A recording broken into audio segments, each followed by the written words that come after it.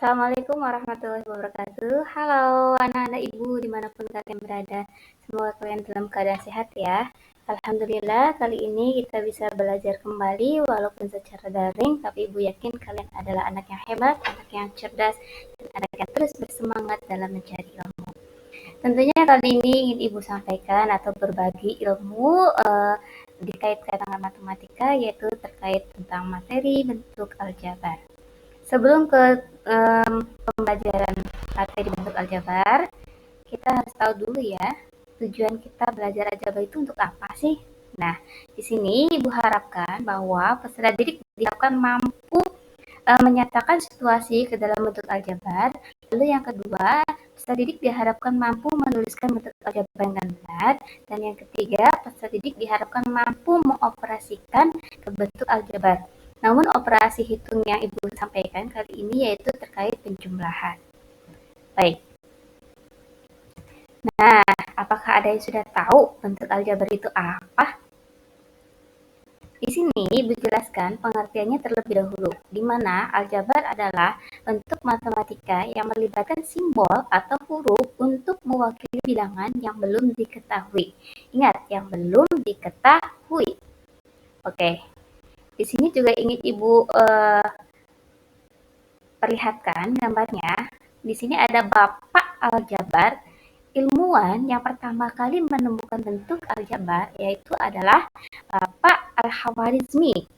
Beliau terlahir pada tahun 780 sampai 850 Masehi.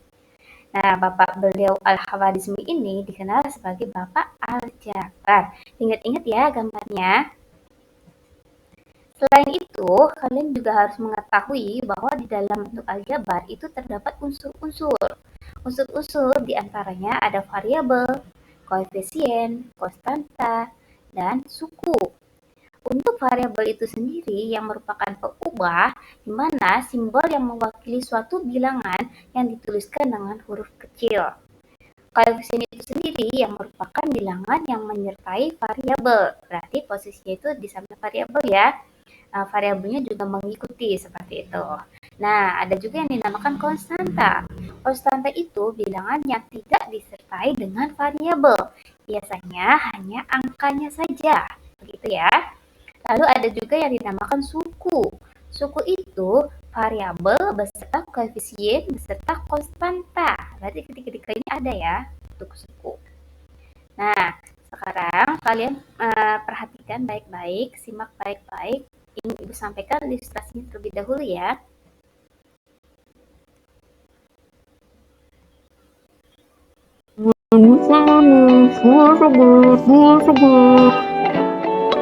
Pak, saya beli buah mangga ya Pak, 2 kilo saja.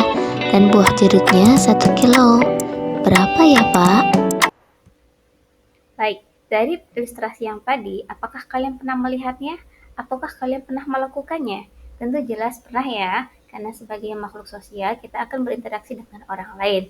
Nah, dari percakapan ibu dan bapak ini, di antaranya kita bisa menerapkannya ke bentuk aljabar.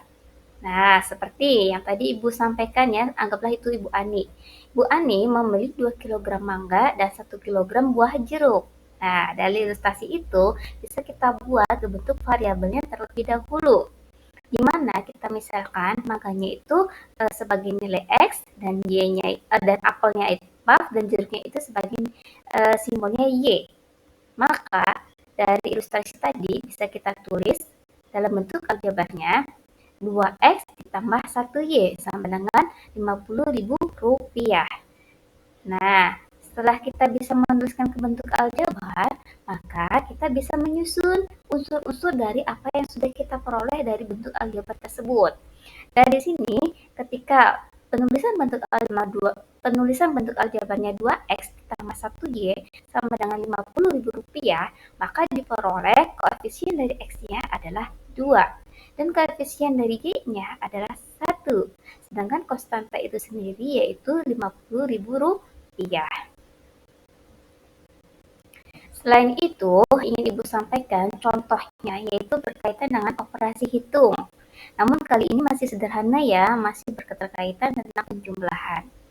Dari proses penjumlahan ini kita bisa lihat contohnya, mula-mula Ibu Ani membeli 1 kilogram buah jeruk dan 2 kilogram buah apel.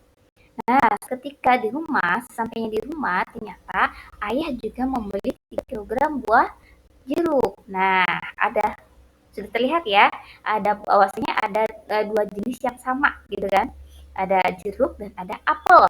Maka di sini kita bisa gabungkan atau kelompokkan jeruk dengan jeruk. Dan apel itu sendiri beda ya. Baik. Nah, kita misalkan terlebih dahulu kita ambil variabelnya.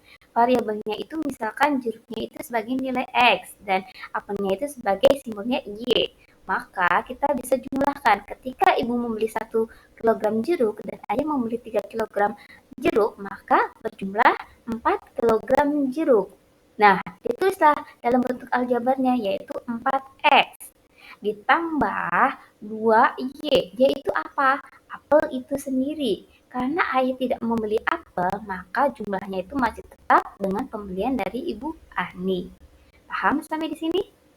Nah, setelah itu, marilah kita coba untuk anak-anak semuanya di sana ya. Kita coba di sini ada latihan. Setelah Ibu sampaikan materinya, semoga apa yang Ibu sampaikan itu bisa kalian pahami dan kalian coba untuk terus menggali ilmu yang sudah kalian dapatkan.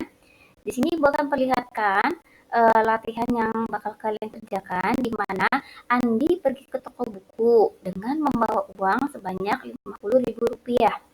Andi membeli 3 buku dan 2 penggaris. Ketika membayar, kembalian dari toko buku tersebut yaitu Rp30.000. Dari ilustrasi yang tadi, coba kalian buat ke dalam bentuk aljabar. Kalian tulis dulu bentuk aljabarnya, dan setelah itu kalian sebutkan unsur-unsur dari aljabarnya itu sendiri. Namun, ketika ingin menuliskan bentuk aljabar, kalian harus tahu dulu variabel yang bakal kalian buat. Variabel itu bisa berubah yang kalian tentukan, bisa X, bisa Y, bisa R, bisa S, dan yang lainnya. Yang penting hurufnya kecil. Baik. Nah, dari sini semoga yang Ibu sampaikan bisa bermanfaat untuk kalian semua dan kalian bisa mencobanya dengan baik dan benar. Kurang lebihnya Ibu mohon maaf. Wassalamualaikum warahmatullahi wabarakatuh. Dadah, see you. Bye.